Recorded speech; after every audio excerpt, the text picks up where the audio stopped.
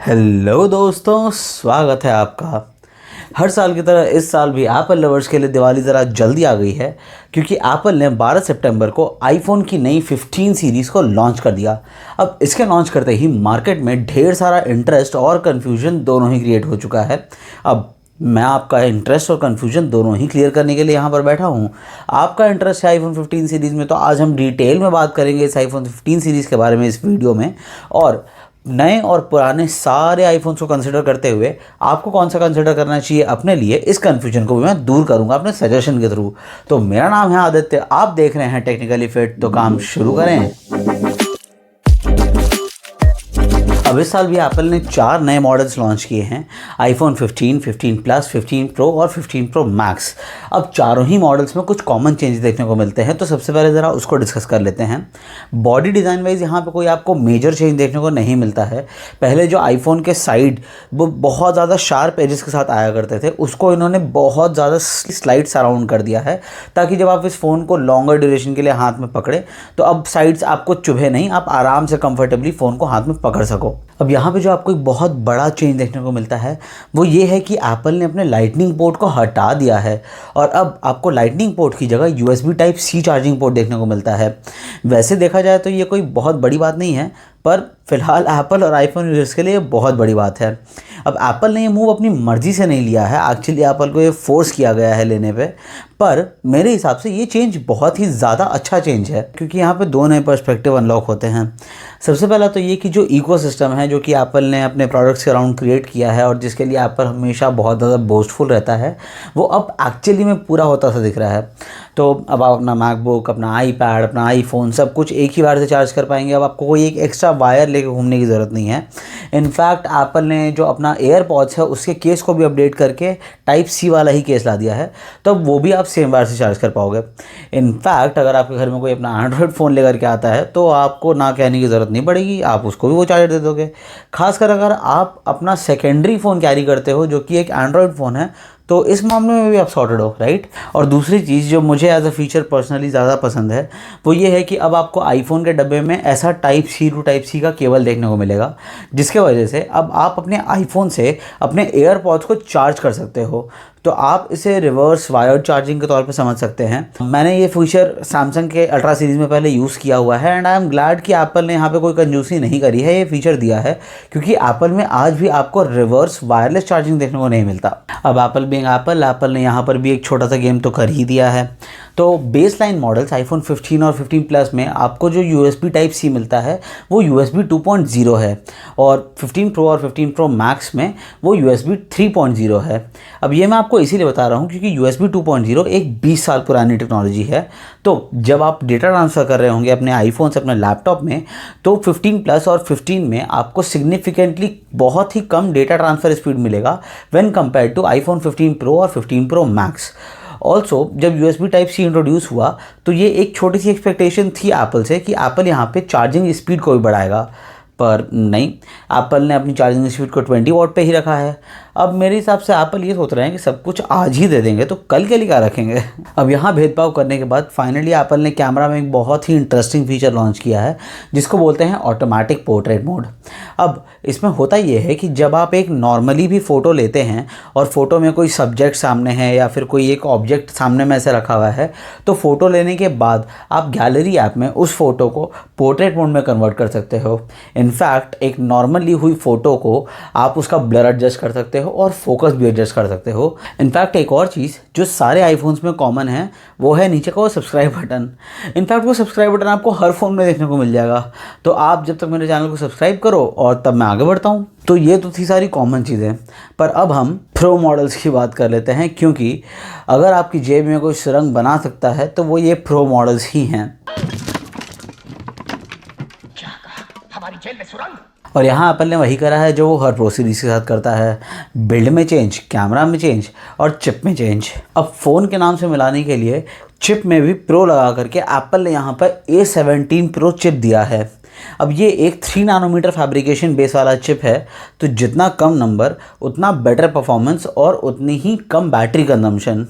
यहाँ पर 3 nanometre fabrication होने की वजह से गेमिंग परफॉर्मेंस भी काफ़ी ज़्यादा इंप्रूव देखने को मिलती है और रे ट्रेसिंग जैसा फीचर भी आपको एनेबल्ड मिलता है। साइड में आपको स्टेनलेस स्टील और ग्लॉसी फ्रेम की जगह टाइटेनियम रेल्स और मैट फिनिश में देखने को मिलेंगे और साथ ही साथ 4 नए कलर्स में देखने को मिलेगा, ब्लैक, वाइट, ब्लू और एक नया कलर जिसको एप्पल ने नाम दिया है नेचुरल।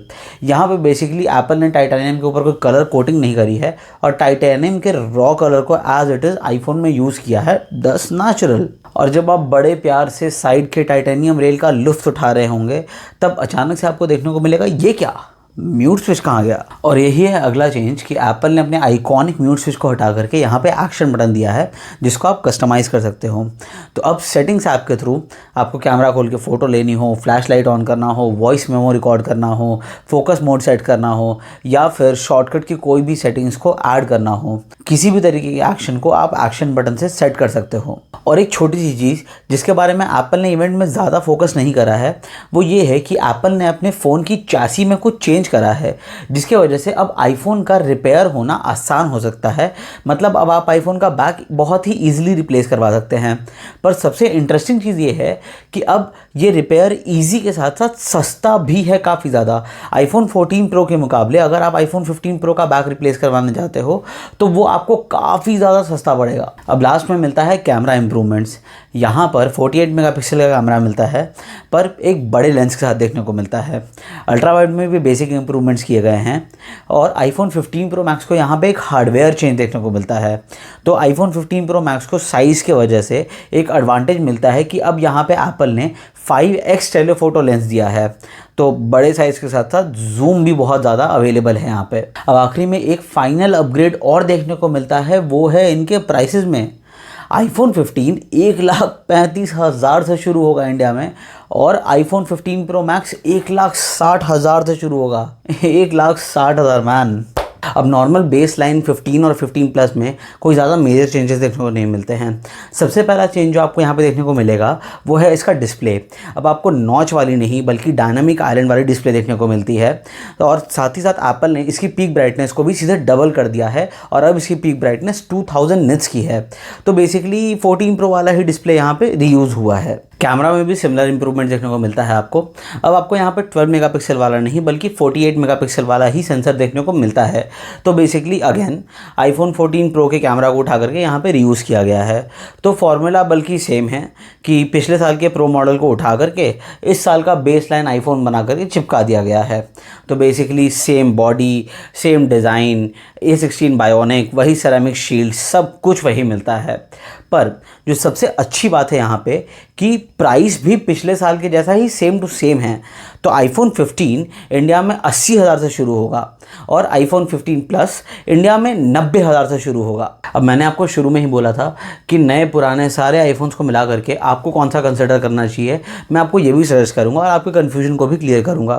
तो सबसे पहले फिर से प्रो मॉडल से शुरू कर लेते हैं।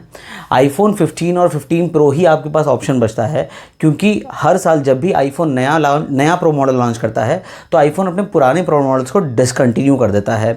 अब कहीं से मान के चल लीजिए कि अगर आपको स्टॉक क्लियर करने के लिए 14 प्रो बहुत ज़्यादा सस्ते में मिल भी गया तो भी मेरे हिसाब से कोई उसका सेंस नहीं बनता है क्योंकि यार कोई भी 14 प्रो को कितना ही सस्ता दे देगा, 80,000 से कम में दे देगा क्या?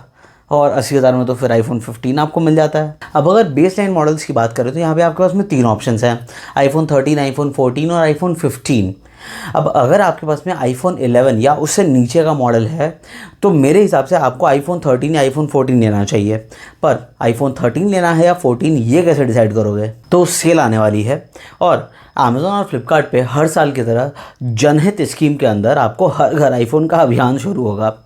अब इस अभियान के अंतर्गत अगर आपको आईफोन 13 और आईफोन 14 के बीच का जो प्राइस गैप है वो 5 से 6,000 तक का मिलता है तब तो आप आईफोन 14 कंसिडर कर लेना। पर अगर ये प्राइस गैप 5 से 6,000 से ज़्यादा है तो आप आईफोन 13 कंसिडर करना क्योंकि आईफोन 13 से आईफोन 14 के बीच का जो डिफरेंस है वो उतना ज़्यादा मेजर नहीं है कि उसके लिए 8-10 हज़ार रुपये एक्स्ट्रा पे किए जा सकें। और अगर आपके पास में आईफोन 12 या उससे ऊपर का कोई फ़ोन है तो आपके लिए एक एक्चुअल और सेंसिबल अपग्रेड होगा आईफोन 15 क्योंकि तीनों फ़ोन्स यानी कि आईफोन 12, आईफोन 13 और आईफोन 14 में आपको कोई अपग्रेड फील होगा ही नहीं। तीनों की बॉडी, कैमरा और स्क्रीन सब कुछ एकदम सेम है।